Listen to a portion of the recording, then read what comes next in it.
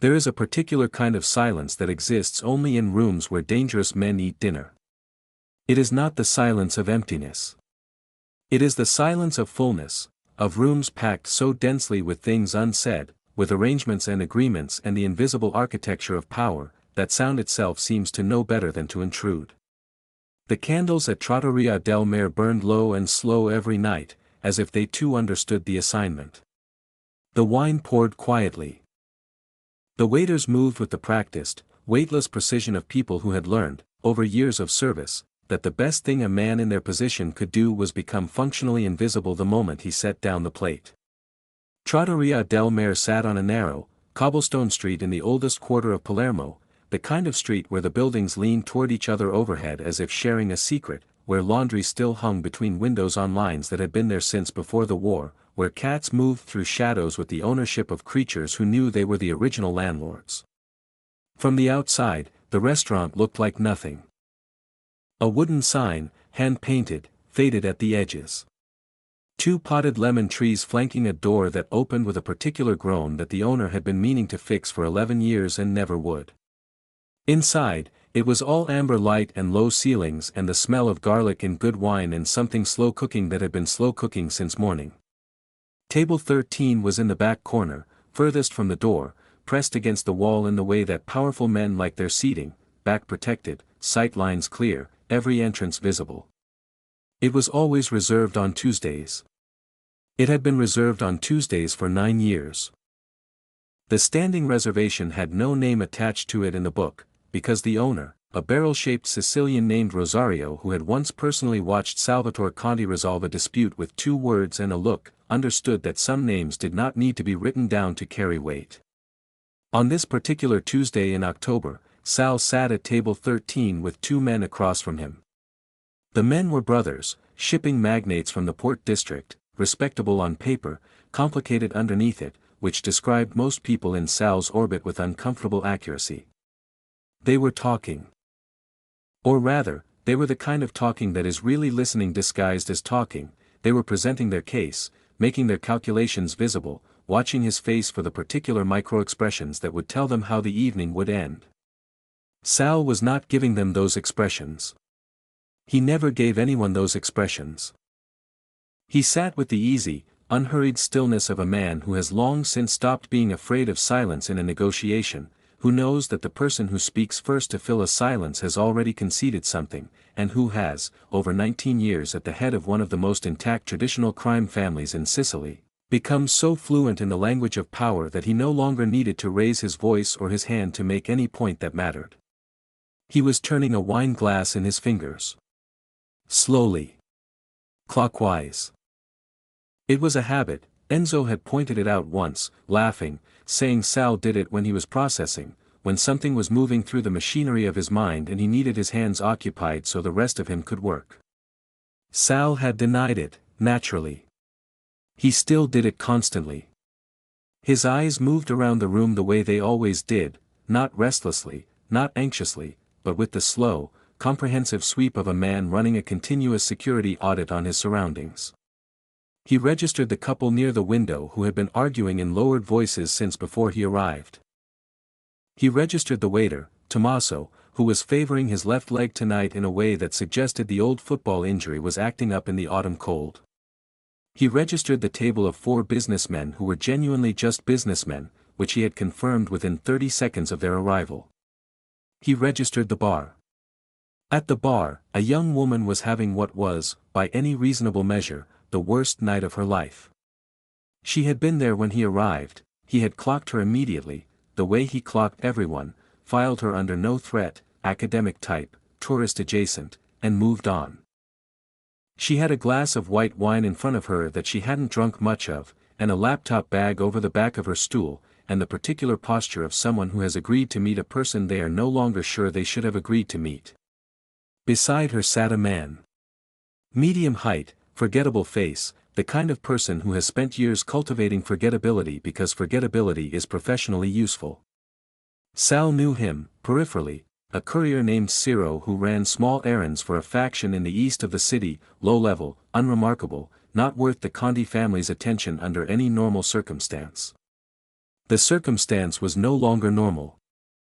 Sal could not hear what was being said at the bar. The restaurant's ambient noise swallowed individual conversations, by design, which was part of why men like him chose it, but he did not need to hear. He read bodies the way other men read contracts.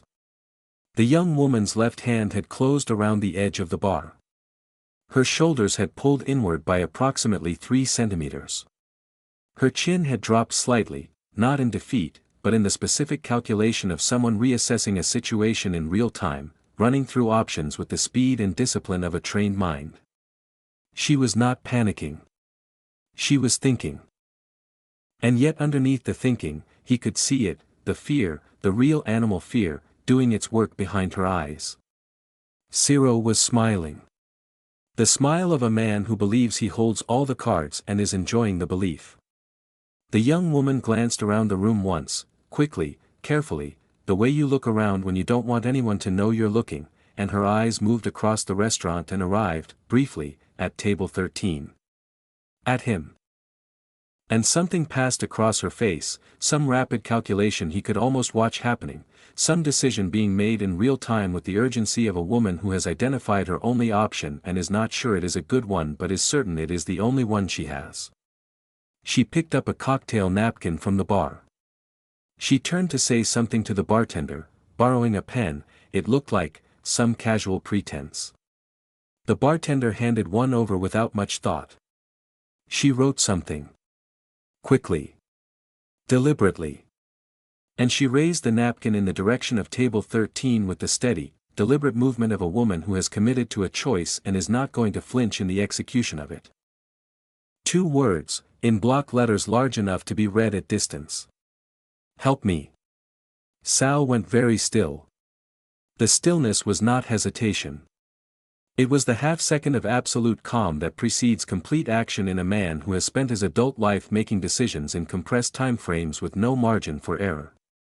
The 2 shipping magnates were still talking. They did not notice when his hand set the wine glass down on the table with the care of a man who is placing something fragile in a safe location before he stands up. They did not notice the quality of the silence that followed, the half-beat where the room seemed to recalibrate. They noticed only that he said, "Excuse me," very quietly, in the tone that he used, rarely, precisely, when something had been decided and there was nothing left to discuss. He crossed the restaurant without hurry. He did not draw attention because men like Sal had learned long ago that urgency draws eyes and stillness does not, and so he moved through the amber light with the easy unhaste of a man going to order a drink, except for the direction of his feet and the absolute precision of where they were taking him. He put a hand on Ciro's shoulder. What he said into the man's ear took 4 seconds. Nobody in the restaurant heard it. The bartender was busy at the other end. The young woman was close enough to observe Ciro's face change, to watch the color drain from it the way color drains from a painting left too long in the sun, slow and then suddenly complete, but not close enough to hear the words. Ciro sat very still for a moment. Then he reached into his jacket. He placed the passport on the bar. He stood up from the stool, buttoned his jacket with hands that were not quite steady, and walked out of the restaurant without looking at anyone. Not running. Walking. But with the particular quality of walking that means a man is exercising every ounce of discipline he possesses not to run. The door opened with its old familiar groan. It closed. Ciro did not come back. Not that night. Not to that restaurant. Not to that street. Sal picked up the passport from the bar. He looked at the photograph. He looked at the young woman. She was looking at him with an expression he did not see on people's faces very often, not fear, exactly, not gratitude, exactly, but something that contained both of those things and also something else, something alert and evaluating and entirely unintimidated, which given the circumstances he found, quietly, remarkable. He read the name on the passport. He read the country of issue. "You're German," he said. "American German," she said, and her voice was steady, which told him everything about the quality of her nerves. "Does it matter?" He considered the question with more genuine thought than she expected. She would tell him later, from a man who had just materialized out of the back of a restaurant and made her problem disappear with 4 whispered words. "Not tonight," he said finally, and placed the passport on the bar in front of her, and turned to leave. "Who are you?" she asked. He paused without turning. Something shifted in him at the question, a small internal movement, almost undetectable, the kind of movement that only occurs in a man who is not accustomed to being asked questions in a genuinely open way, without agenda, without fear. "Nobody you should know," he said. And he went back to table 13, and he picked up his wine glass, and the shipping magnates resumed their presentation, and to anyone watching it looked as though nothing had happened at all. But something had happened. He knew at the moment he sat down and found that the wine glass turning in his fingers had stopped. He was simply holding it still. By the following Thursday, Mara Voss had done what Mara Voss did with every subject that captured her attention. She had researched it thoroughly, systematically, and without the ability to stop herself once she had started. She pulled every academic paper, every journalistic investigation, every publicly documented court record, every criminology text that referenced the Conti family. She built a picture the way she built all her research pictures, layered, annotated, cross-referenced, and at the center of it she placed a name she had not known 4 days ago and could not now stop thinking about. Salvatore Conti. 42 confirmed associates. Inherited leadership at 26 after his father's death from natural causes, which everyone agreed was at least technically accurate. Expanded the family's reach into legitimate shipping and construction without dismantling the infrastructure that made the legitimacy window dressing. Had not been charged with anything in 11 years, not because he was innocent of everything, but because he was careful about what he was guilty of. Had a dead wife and a reputation for the particular kind of loyalty that men in his position wear like a second skin. Had no known personal vulnerabilities, no documented weaknesses, no recorded instances of sentiment interfering with business. Except that he had crossed a restaurant for a woman with a napkin. Mara knew enough about men like Sal to know that that was not nothing. She went back to Trattoria del Mare on a Saturday. She told herself she went to think. She told herself she went because the quiet of the restaurant was good for concentration. She was aware, at some level she was not yet ready to examine directly, that she told herself these things primarily because the alternative explanation was more complicated and she was not prepared to be complicated about it yet. He was there. On a Saturday, for the first time in 9 years, Salvatore Conti was at table 13. He was reading. Not performing reading, not sitting with a book as a prop the way people sometimes do in public, actually reading, turned into the pages the way a man turns toward a fire on a cold evening, absorbed and quiet and entirely unaware that he was doing it in a way that made him look younger than his reputation. He looked up when she walked in. Something moved through his expression, rapid and controlled and almost entirely suppressed, before it settled back into stillness. She watched it happen and filed it away in the part of her brain that stored meaningful data. She did not go to the bar. She walked directly to table 13, because Mara Voss had never in her life gotten anywhere by going to the bar when the conversation she needed was at the back of the room, and she stood at the edge of the table and said, without preamble, "I looked you up." He closed the book. Slowly. With the deliberateness of a man who has decided to give a moment his full attention. "I know," he said. "My people told me." She sat down. Not because he invited her to. Because she decided to. "You had people watching me," she said, with the tone of a woman who finds this simultaneously alarming and, in its own internal logic, coherent. "Watching to see if Ciro had anyone follow up on what happened," he said. "It is what I would have done, in his position. I wanted to know if you were safe." There was a quality to the way he said that, not romantic, not performed, just stated, like a fact of weather, that she found disarming in a way she was not expecting.